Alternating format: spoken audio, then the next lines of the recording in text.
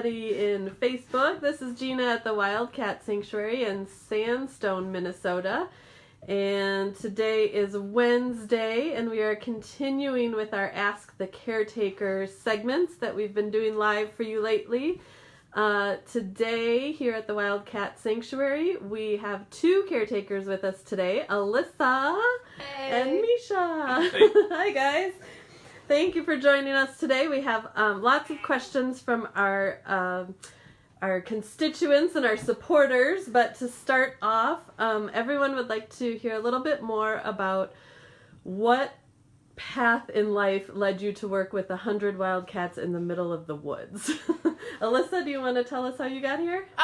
Sure. I mean, I've kind of always been a big animal lover. I've had cats throughout my entire life, and caring for them has always been a thing that I've always done. So while I was in college, I kind of, started Googling internships, and I mainly, did big cat, and a few places popped up, and this is one of the places, and so I decided to come do an internship here, and then I've also done internships at others.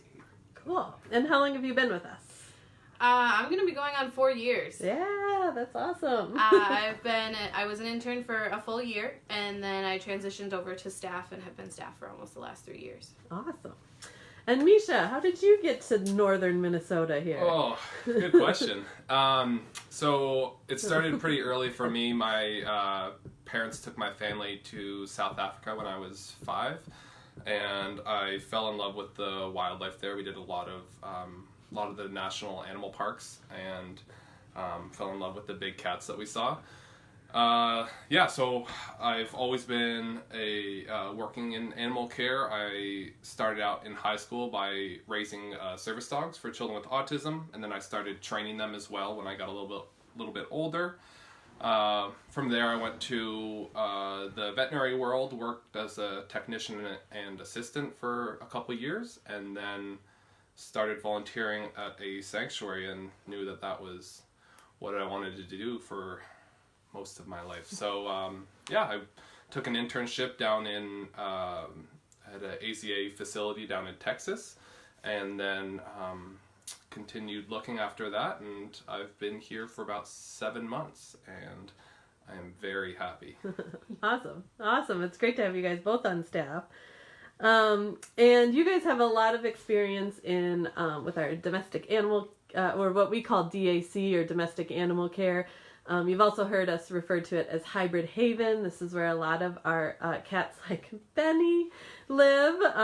And we would like to know a little bit more about what a day in the life is working in Hybrid Haven and with the smaller hybrids that we have here at the Wildcat Sanctuary.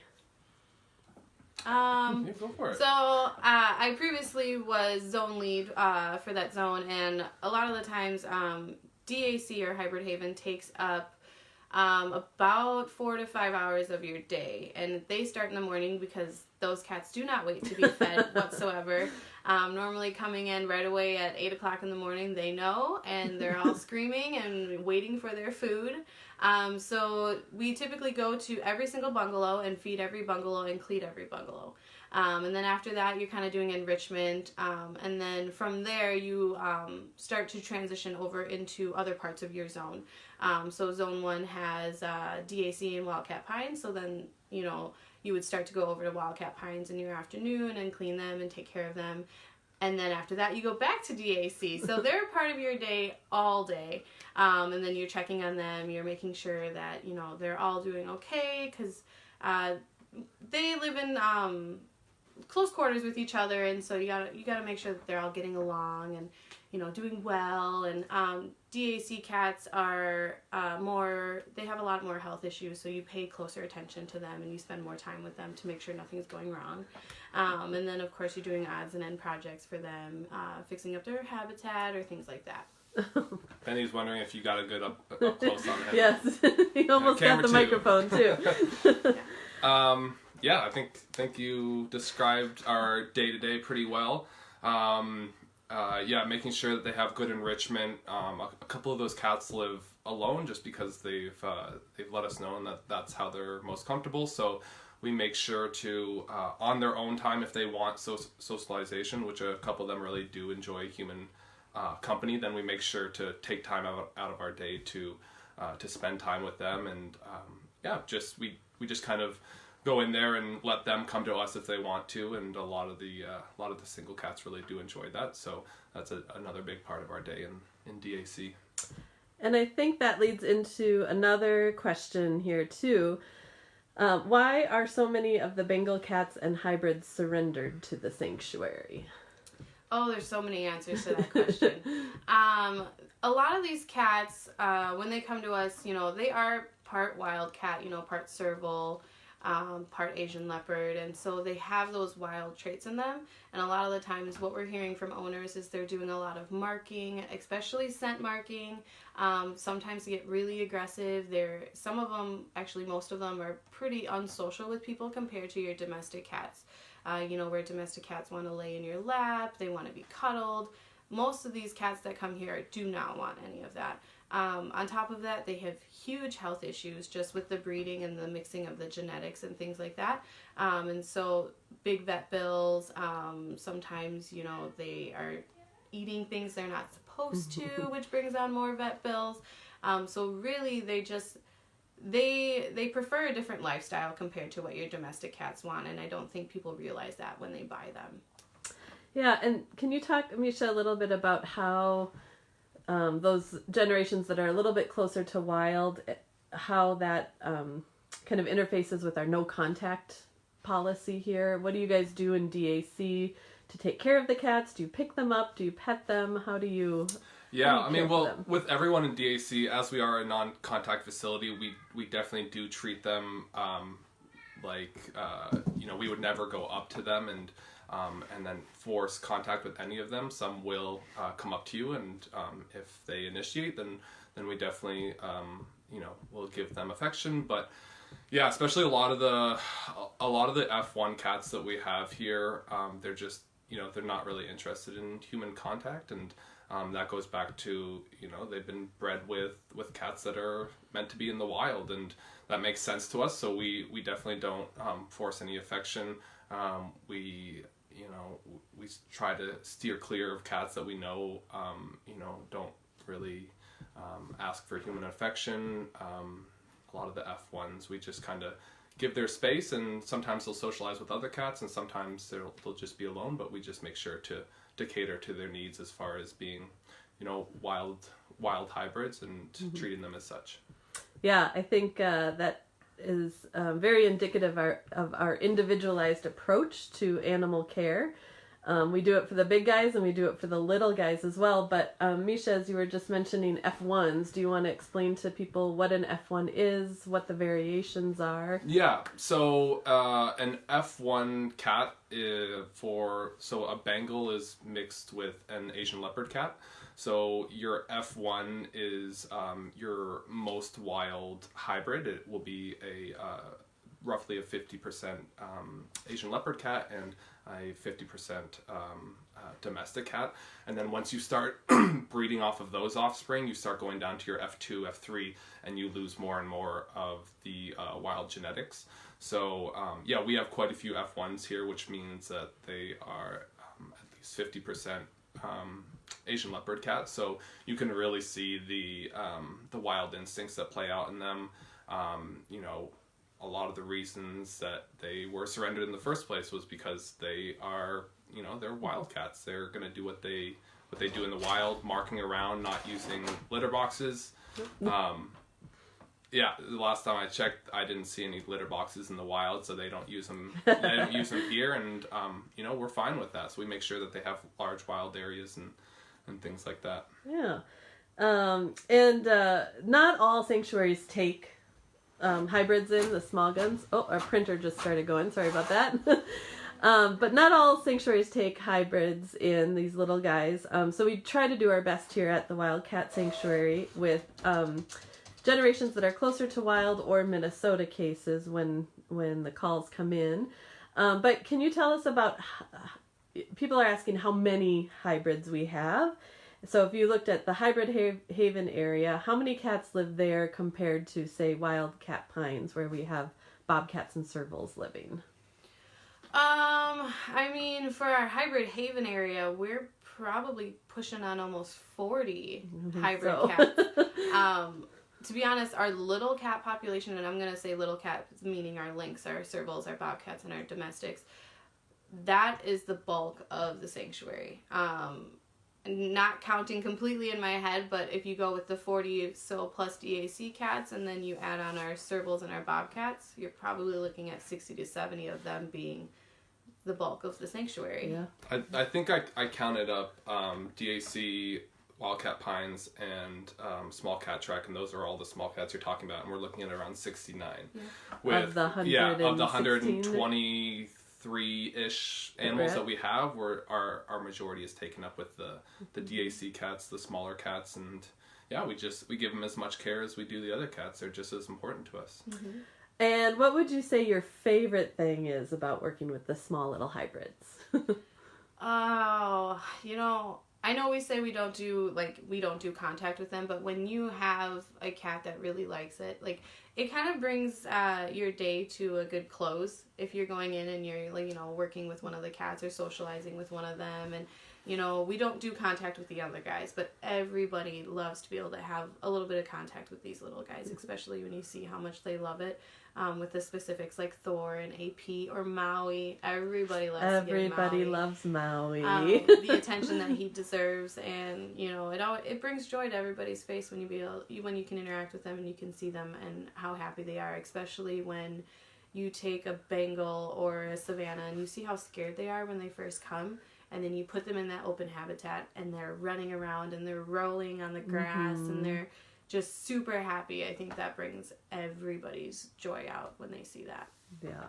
What about you, Misha? What's your favorite part? Well, I think this could go for any of the cats here, but seeing a cat come in here and just be, you could tell that they've been through some stuff in their past, and seeing them slowly come out of their shell, sometimes that takes months, if not years.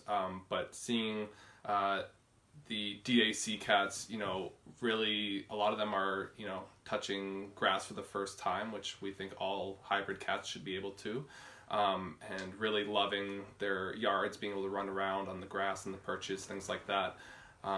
Being able to introduce them to cats on their own time, and finally getting, instead of at a home, they would bring in a dog or a cat and not really know if it's a great fit, but here we make sure that if they, if we introduce them to other animals, that they're most comfortable there. So seeing them fit in with a little family is a really nice feeling, and it's awesome to see that. Awesome. Is someone available to double check my locks and inside tutor code, please? We all have our radios on here. As you can hear, we're doing double checks on locks and keeping up with all of our safety protocol. But back to the little guys here. Who would you say is the pickiest eater that we have, and what tends to make these guys such picky eaters? I'll let Misha answer this question since he's currently with them. Yeah. Right now, a lot of them are doing really well right now. They kind of go in waves that everyone will be eating great, and then a couple of them, for whatever reason, will kind of decide that they want to make our lives a little harder, which we don't mind. Leo definitely can be a bit of a struggle from time to time. With him, if he's not eating, then we make sure to... He's one of those cases that we make sure to refeed him in the evening, which we wouldn't do for all the cats, but we want to make sure he has trouble absorbing nutrients, so we want to make sure that he keeps weight on. So he's one of those ones that we'll feed twice a day to make sure that he's getting his nutrients. We have to switch around the flavors of the wet cat food that we try with him. Sometimes we'll just give him a little buffet, and he'll let us know what he's interested in. So making sure that they have all the options to be getting a full nutritious meal is important to us. Awesome. A hybrid haven buffet. Yeah. It probably smells like tuna and chicken and all kinds everything of gross stuff. Awesome. Talk a little bit about the enrichment that you give these hybrid cats and what it does for them as hybrids. So a lot of the enrichment is very similar to what you would probably do with your domestic cat. things that kind of can allow them to use their senses. So, feather toys so that they can This is kind of do Rita some and Kelsey. hunting. We have exited Harold and Castle Justice room. Double check their locks. We'll be giving cats access. So things like the feather toys or the leader toys that allow them to kind of chase and run after things. Puzzle feeders so that they can kind of, pull things out on their own. Different types of scents that they tend to love the scent sacks, so we'll make like a little paper bag with different types of scents in them, and they like to rip them apart to little shreds. Some of them put their heads in them and then have difficulty getting the bag off, and run around with the bag on their head, but a lot of them, it's very similar to what you would do with your domestic cat because they still have those same senses that they would in the wild, wanting to hunt things and to watch things and to see what they're doing. And then, of course, the social enrichment with some of our singles like Misha was talking about, or even some of our group cats that really enjoy it. Certain cats like Bengal Tiger, who really likes to have the interaction with people even though he's with other cats. Awesome. And as you're talking about some singles, some that live together. How do these cat families come together? How do you get them to get along and merge them? So Misha's looking at me. Well, I can go ahead. You want to talk about it? Well, we are in the midst of a merger right now, so I can kind of walk you through how that happens. Tigger is one of our newest residents here, and he has shown that he's interested in humans and cats. So with one of those type of cats, then we would slowly start to open up an area between his bungalow and the next one. So we have mesh down all the sides of the bungalow, so our first step would just be taking back that mesh, allowing them to greet each other through the 2x2, making sure to observe and make sure that everyone is playing safe and everything. And then the next big step would be just cutting a hole in there and allowing them to move over and greet the other cats on their own time. This allows them to, we're not just throwing them in a habitat and saying, like, have at it, make friends. This allows the cat to always have a way to go back to the other side if they feel unsafe. It's a really nice way of allowing them to merge with another group on their own time. And then after a couple days, we'll leave that open and allow them at night to have access. And so far, it's going really well. Tigger's really taken over there, and some really good responses of cats being in the same area and just respecting each other's area. And it's going really well, and we're really excited about that. And hopefully Tigger can find himself a new family. Awesome. Yeah, you guys may have caught Alyssa's live post yesterday, and she talked a little bit about mergers with the big cats too. So you can hear it's fairly similar, but there's a few differences when you get it when it comes to size. Let's see. So TWS takes these cats in, and we're a home for life here. Is there a reason that we don't adopt them out? A lot of the times we're not adopting them out because the issues that they have they're constantly reoccurring. And so most of the time when we hear about these cats coming in and being surrendered, they've been rehomed multiple times prior already. So adopting them out just doesn't seem like the right option because they're almost always returned. Unless you're able to provide them with something that they have here, where they're outside, they're able to do what they naturally want to do. They're not very good pets. Right. I mean, right. It's our message all across the board is no more wild pets, and that goes for hybrids as well.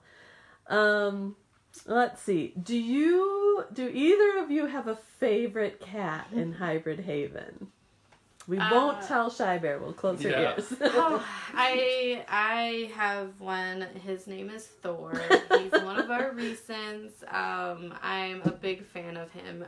When he came, I kind of like was the one working with him primarily because he had a lot of what we call like high stimulation aggression.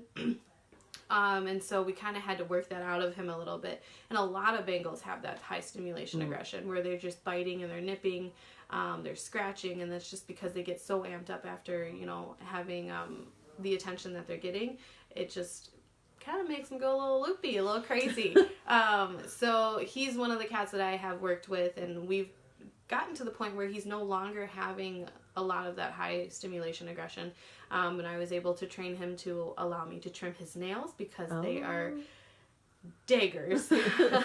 And when you have a cat that jumps on your back with very, very long pointy nails, it can hurt. Not so fun. Working with him was always a joy to get him to where he needs to be. And then any type of other abnormal behaviors that he had, like boredom, tail sucking, I was able to work that out of there as well, with a lot of social interaction and different types of enrichment. And Misha's been keeping up with that to make sure he's doing really well. But I would have to say he's one of my favorites. and Thor is not a Bengal. No, he is an F2 Savannah. Savannah, which is another very common hybrid in the pet market. Yep. Misha, do you have a favorite as you're petting Shy Bear? I don't know. for fear of getting in trouble, obviously my favorite is Shy Bear. But hi. She knows it. If I had, picking a second favorite, Shy Bear. Yeah, I hear you. I hate to go with the same one, but Thor is just a pleasure to work with. Thor. It's just, he's one of those like breakthrough cases of just seeing how much he enjoys the habitat that he's in right now. That only happened a couple weeks ago. He has this big habitat that he loves to run around with. Recently, he's been, he hasn't done well with other cats, but he's really shown a lot of interest and started playing with Maximilian next door. And Maximilian's also one that hasn't shown a lot of interest in other cats. So we might have just stumbled upon a friendship. So we're slowly working at that, and we've rolled back the mesh, and they've been hanging out in a spot together and been nose to nose. So that's just awesome to hear. They're kind of twinsies too, aren't they? Yeah, they look a little the same. They look very similar. So we hope they take to each other. Maybe two outcasts wanna make their own team. Yeah. Who would you say is the shyest hybrid that we have? Or most elusive is maybe a better term. I think there's a clear winner. Well, there's two clear winners. Do you have the same answer? Me personally, Jewel and Felix are the two most shyest that we have. They tend to hide from people. You really only see them at feeding time, or if you're maybe kind of like you just randomly walked around DAC and they're all of a sudden hanging out, but once they see you, they're gone. So I would say Jewel and Felix, but that doesn't surprise me, like, especially with the F1 Bengals. Both F1s, right? Felix is not, but from where he came from, it doesn't surprise me that he is the way he is. But F1 Bengals tend to be definitely more shy, but we have a lot of very shy, if you can almost say feral, domestic hybrids. Yeah, I think that's a fair assessment. If you've ever dealt with a feral domestic cat before, it's very similar to like an F1 that is very close to their wild ancestors. Misha, did you have the same agreement? Pretty much the same. I would say, with Jewel, we can at least get close to her as far as putting her food down, and she'll kind of come take it right there. With Felix, that's not even possible.